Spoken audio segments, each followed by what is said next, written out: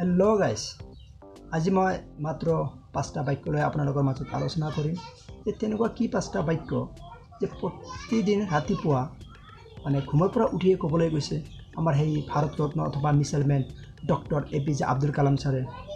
তাৰ আগতে কৈলেও সেই মহান ব্যক্তিজনক পোনপ্ৰথমে মই অসংখ্য প্ৰণাম জ্ঞাপন কৰিলোঁ, লগতে তাৰ আত্মা যাতে শান্তি পায় তাৰে কামনা কৰিলোঁ। বলা ভিডিঅ'টো আমি আৰম্ভ কৰোঁ। সেই মহান ব্যক্তিজনে কৈছিল যে speak 5 lines to yourself every morning, মানে প্ৰত্যেক ৰাতিপুৱা মানে ঘুমৰ পৰা উঠিয়ে আপুনি 5টা বাক্য কওক। সেই 5টা বাক্য কি কি আজি মই ক'ম, আপোনালোকৰ অলপ ধৈৰ্য সহকাৰে শুনক, স্কিপ নকৰাকৈ ভিডিঅ'টো সম্পূৰ্ণকৈ চাওক।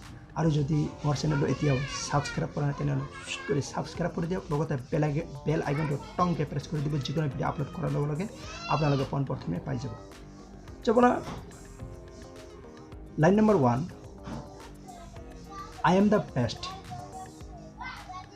হয়, মই জানো যে আই এম দ্য বেষ্ট, মই উত্তম, মই সৰ্বশ্ৰেষ্ঠ, মোতকৈ ভাল মানুহ এই জগতত নাই, এই পৃথিৱীত নাই। আপুনি এবাৰ ভাবকচোন, কথাটো হয়নে নাই? আপোনাতকৈ ভাল মানুহ দুনিয়াত আছে নেকি? নাই। আপুনি জানে আপুনি ভাল, মই জানো ময়ো ভাল কাম কৰক, তেতিয়াহে ভাল লাগিব।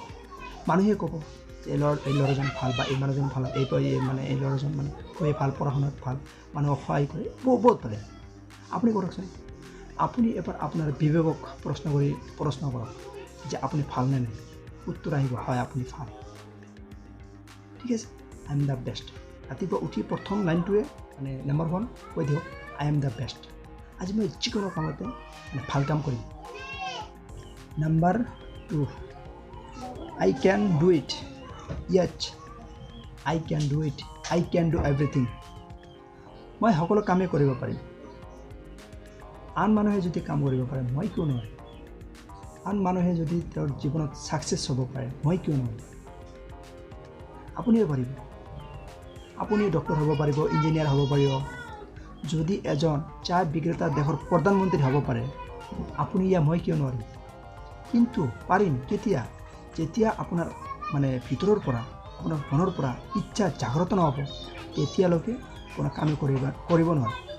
যেতিয়ালৈকে জাগ্ৰত নহ'ব একো কাম কৰিব নোৱাৰিম। যদি আপুনি আজিয়েই ইচ্ছা কৰক, মনৰ পৰা ইচ্ছা কৰক যে মই আজি এই কামটো কৰিম, আই কেন ডু ইট, মই কৰিব পাৰিম, হয়নে নাই?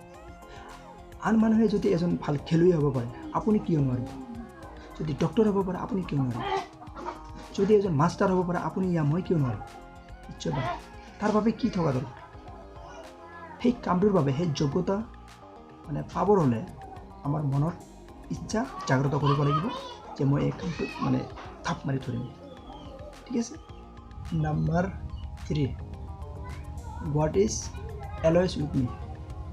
ইয়াৰ বিষয়ে আমাৰ ক'বলগীয়া একো নাই, কাৰণ আমি সকলোৱে জানো আল্লাহ ভগৱান আমাৰ লগত সদায় থাকে। চ' ইয়াৰ পৰা এটা কথাই ক'ম, সদায় ভাল কাম কৰক, বেয়া কামৰ পৰা দূৰত থাকক, আনকো ভাল কাম কৰিবলৈ আহ্বান দিয়ক বা আহ্বান জনাই দিয়ক, বাছ এইখিনিয়ে কওক। Number 4, I am a winner. Yes, মই যোৱাকালি কি কৰিছোঁ, যি কাম কৰিছোঁ সকলোতে মই বিজয়ী হৈছোঁ। আনক পৰাস্ত কৰি মই বিজয় হৈছোঁ। আজিও আনক পৰাস্ত কৰি মই বিজয় হ'ম।